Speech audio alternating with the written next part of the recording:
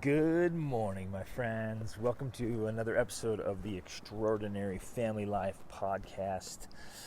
I'm actually out on a trip right now. I'm leading a men's trip, and it's amazing. Got a group of incredible men, great human beings, and we're out having these epic adventures where we can challenge ourselves physically and mentally and emotionally and spiritually and socially, and where we can connect and talk about ways, right? How we can be our best selves, be men, be better husbands and fathers and leaders. Oh man, I love this stuff. So I'm out. It's a little noisy. I'm up way before the sun. I'm looking at the stars right now as I'm walking around out here. It's amazing. Oh man. So got up early. Again, thinking. Got up before the alarm, right? Just training the body and the mind up before the alarm, and did a workout and did some reading and some writing and some thinking. Got a cold shower in, and now I'm out just sharing a message with you guys and watching the stars over the desert. This is unreal, man. Life is so good. But I wanted to share something with you today that is a poetic formula for greatness, an opportunity to just remember some of the things that we can and need to do to just operate at our best levels. And I love coming across, I'm sure as you do as well, like thinkers and thought leaders, writers, poets, philosophers, prophets who help us live greatly and challenge us to snap out of the kind of thinking, the rote thinking we can get into, you know what I'm talking about, where if we just kind of leave it to ourselves, sometimes we can start telling ourselves stories in our heads. We start believing our own thoughts when they might not be accurate or even helpful. They might not be serving us very well. Oh, you guys catching this stuff? This is awesome, right? And it's super powerful how we can just learn to think at a different level, because everything we do is happening first at a thought level, and then our thoughts, change our biochemistry, so at a feeling level, and then our lives are driven by these thinking and feeling patterns. Oh man, this stuff's awesome. Okay, so today just a short, powerful message, and this one is from Rudyard Kipling, and the poem is called If. I'm sure you're familiar with it, you've heard it before, but I want to dive in kind of piece by piece here and just hit these principles hard because they're so powerful. Here goes. If you can keep your head when all about you are losing theirs and blaming it on you. Whoa. I'm just going to go through, pick it apart. This is such a great poem. Think about it. Think how many people are losing their heads all the time. You do it. I do it. It happens in families. Oh my goodness, in families, right? There's kind of all the family chaos is going on, and it happens at work, it happens in church, it happens in organizations. People are losing their heads, and quite honestly, it's mostly just because they don't know how to keep it. And to keep it, they just don't have the training and the exposure, the conditioning. And so what have we been taught and trained to do? Well, it's easy just to lose it and to not know how. I get asked almost daily the question, how can I strengthen my mindset? How can I control and direct my thoughts? How can I maintain focus and perspective? How can I overcome these thoughts that are depressing, these thoughts that make me feel anxious? Right? How do I keep my head when and especially when things are going crazy? And what's interesting here is he's saying, look, you got to keep your head when everyone around you is losing theirs. You have to keep your head. That, my friends, is leadership. That is awesomeness. Keep your cool. I give that as counsel in a marriage. Like if your spouse is upset, your kids are upset, people are angry, they're flying off the handle, you keep your cool. Even when you have to have the hard conversations and face the tough truths, you keep your cool. Don't lose your head. And he points out here, Kipling points out, they're all losing theirs and they're blaming it on you. You're on the receiving end of this. And he says, still keep your cool. Aw, yeah, love this stuff. Next line. If you can trust yourself when all men doubt you, but make allowance for their doubting too. Ooh, that's that beautiful piece of humility and acknowledgement of like, hey, I might be wrong. I often am. Maybe there's something I haven't seen or considered before, and we're willing to consider all angles. And when somebody comes back and gives us feedback or criticism or whatever they do, or their gossip, and just say, I wonder if I've done something that has given them cause to believe that or to say that. I wonder if maybe I said something, but I didn't say it clearly enough that it was not misunderstood. I wonder if I neglected something that has given them cause. Right? That beautiful humility. But this first line is the most powerful one, and most important and powerful one, I think. If you can trust yourself when all men doubt you. You know what the greatest problem is, I think? In my experience of working with people across 5 continents, I get to work with wonderful people every day. I'm working with mega millionaires to, people who are just starting their own business and all walks of life. And it's just amazing. But I found in my own experience working with all these people, the number one thing holding people back is their own limiting beliefs in themselves. Let that sink in. In all my experience, the number one thing holding people back, and some of these people are already extremely successful, but what's holding us back at all levels, not just financially, but in everything, is our own limiting beliefs in ourselves. So his first thing is, if you can trust yourself when all men doubt you, that's the first part. Most people, ironically, lack trust in themselves even when others trust them. Even when others have that reliance and that belief in them. That happens all the time. I'll meet people, I'm like, oh my goodness, I totally believe in you. I think you can do it. And the people around them are like, yeah, we totally believe you got this. This is amazing. And they look up to him, and yet we're so hard on ourselves. And we lack that trust in ourselves.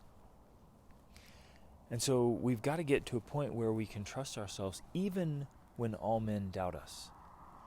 And that comes from a place of making and keeping commitments, especially to ourselves. I think the number one reason we lose trust in ourselves is we don't even keep commitments that we make to ourselves. Even something as simple as setting your alarm and not hitting the snooze button, because that action is breaking a commitment to yourself to get up.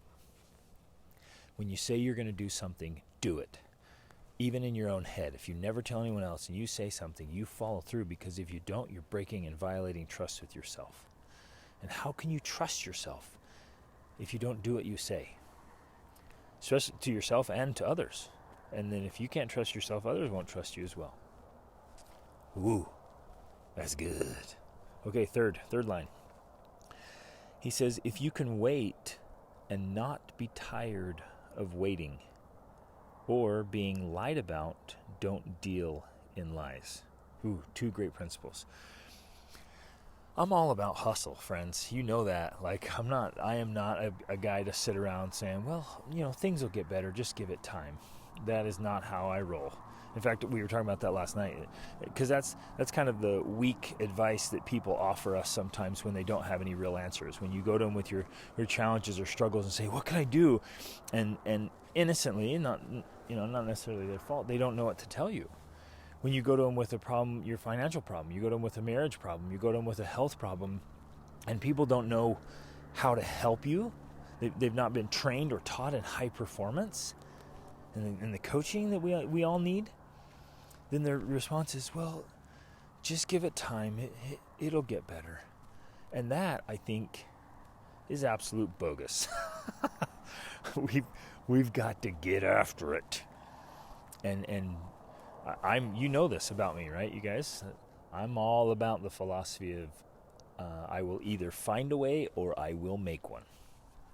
And what George Bernard Shaw said, that people are always blaming their circumstances. He says, I don't believe in circumstances. The people who succeed in this life are those who get up and look for the circumstances they want, and if they cannot find them, they make them. That's my philosophy. But what about this waiting? You can wait and not get tired by waiting. Well, there are times to wait. And that comes a lot of wisdom of timing, trying to approach things with timing. The right timing to make a move, the right timing to have that conversation, the right timing to make a change, the right timing of what to say and when to say it and how to say it. Right? So there is some waiting there, and there's some strategy and some thoughtfulness, and we all need patience. And then sometimes it's waiting for the outcome while we're working for it, knowing, hey, this is going to take time. I think more often than not, it can happen faster than we think. But you can't expect to get in fantastic shape in just a couple of weeks if you've been neglecting yourself for years. Now, don't you dare sit around thinking, oh, this will take me years to get healthy. No, it won't. Let's go. Turn on the vigor. Turn on the go. If you have neglected your business or starting a new business and you need to crank it and you're doing the right things, stick to them. I think that's where we drop the ball a lot, is we stop. And we think, gosh, I've been doing this for weeks and months already. When is it going to happen? Or even, if you've been in it for years, you got to turn up the intensity and the consistency. So we stop. We often stop waiting. We get tired of waiting because we want things. We have this impulse and this desire to have things instantaneously. We really have that culture in us, and so there's a lot of wisdom in waiting, and not getting tired of waiting. Being lied about, don't deal in lies. So whatever other people happen to throw at you, my friends, you do not have to pick it up and throw it back. In fact, it is a mark of greatness to not pick it up and throw it back. So if people lie about you, to you, don't deal in lies. Don't become a dealer. If they're mudslinging and they're tearing you down, and look at our situation in politics. It's embarrassing. Don't be like that. We have to rise above that. Next line. Or being hated, don't give way to hating. There it is again. If people hate you, don't give way to hating. Let's rise above that. Let's reach upward above that. Let's stay in a place where we don't have to give way to hating, even though people hate us. And the backbiting and the gossiping and the slandering and the bitterness, we don't have to do that. In fact, that just creates misery. It makes it hard to even live with yourself. Oh, some of this. Next line, he says, and yet don't look too good nor talk too wise. It's maintaining this confident humility and acknowledging that we're often wrong and mistaken, that there's more. There will always, always, always be more that we don't know, my friends, than we do know.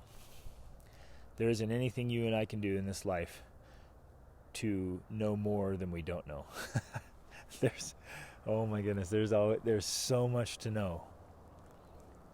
It's impossible in one lifetime to even try to touch the surface on just knowledge that's available.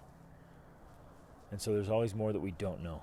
And if we keep that kind of humility and not go around, like he says, looking too good or talking too wise, but just keep this, again, the humble confidence. You don't have to tear yourself down.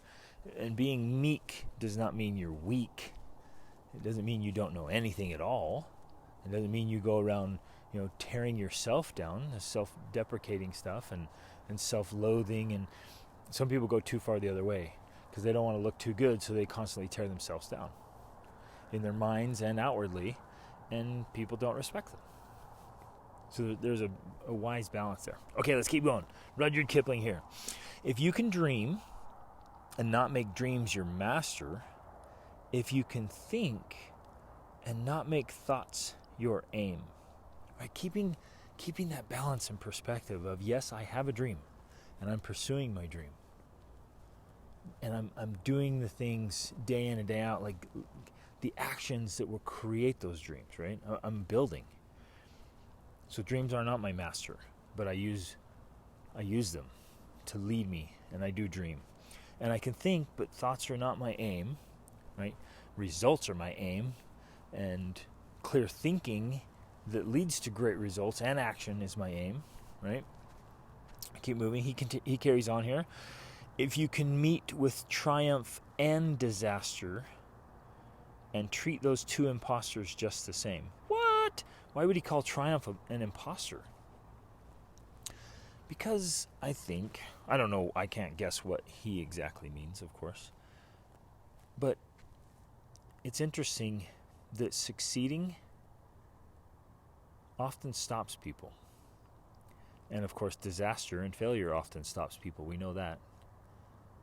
It's sometimes when winning actually gets in the way. It makes it hard to keep going. Some people, they have a success, they have a triumph, and they stop.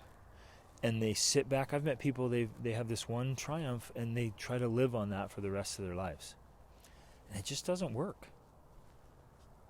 Yesterday's meal is insufficient for today's needs, and we can take that quote, that's from somebody else, right? We can take that idea and say yesterday's win is insufficient for today's battles and today's dreams even. And so we're not going to let triumph get to our head, and we're not going to let disaster get to our head. We're just going to keep being our best selves. Oh, this is good. He goes on. If you can bear to hear the truth you've spoken, twisted by knaves, and make a trap for fools, or watch the things you gave your life to broken, and stoop and build them up with worn-out tools. Isn't this beautiful? He's saying these words you throw out, somebody takes them and twists them. These things you've built, they get broken and trashed, and yet what do? Do we throw in the towel, my friends, when people take our words and twist them? When the things we give our lives to get broken, do we just quit? Do we give up? Do we acquiesce? Do we settle for a mediocre or miserable existence? Not me. Not me. I carry on. Right? And yet, of course it's hard. Of course it's devastating and disheartening and frustrating and painful.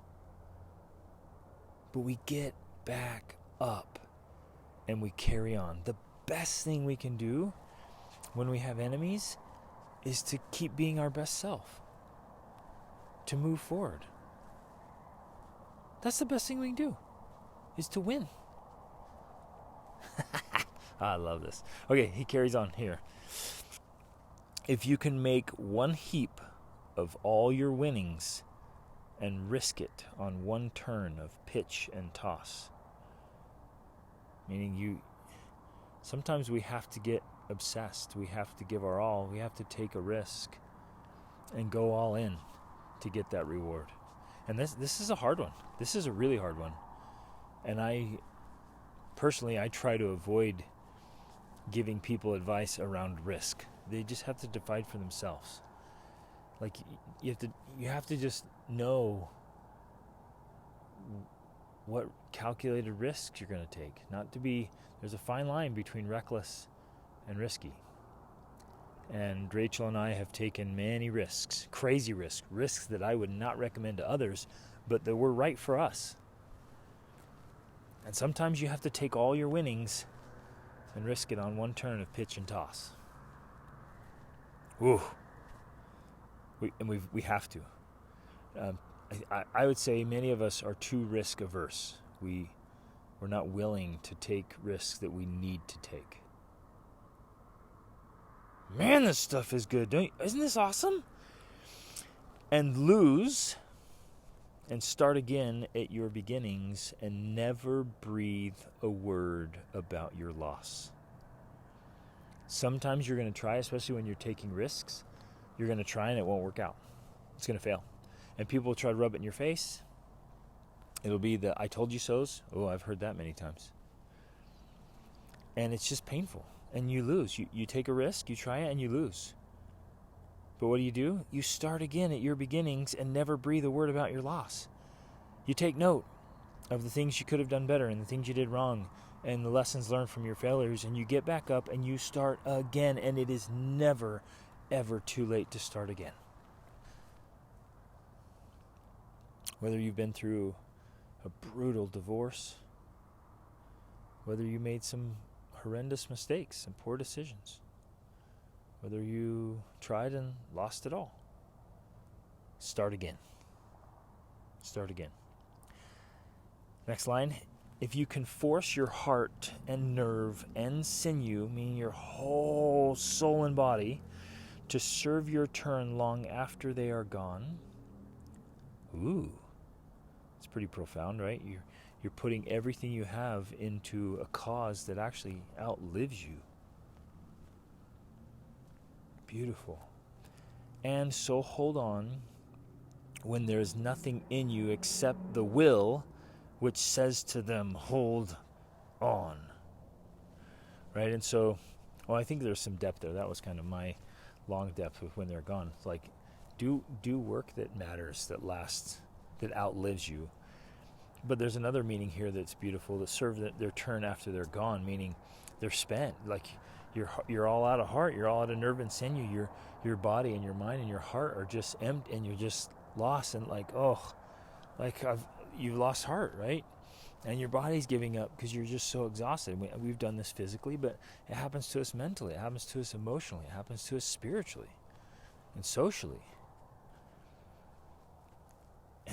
And sometimes, my friends, it gets to that point where all you have left is your will, which says, hold on. Hold on. Oh, it's beautiful. When you feel like giving up hope, hold on. Hold on. He goes on, if you can talk with crowds and keep your virtue. And man, we're seeing the loss of that in society, aren't we?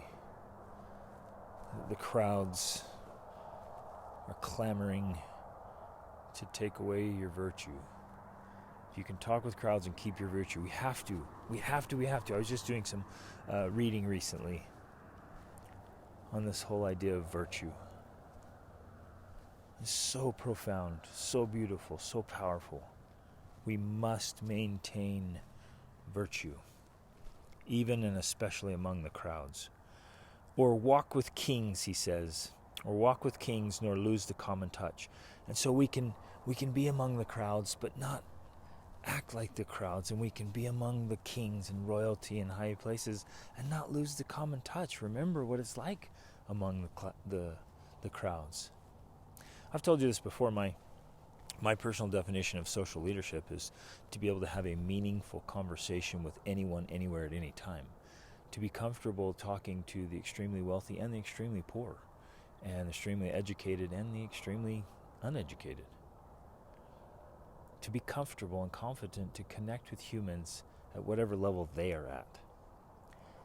He goes on, if neither foes nor loving friends can hurt you, if all men count with you, but none too much.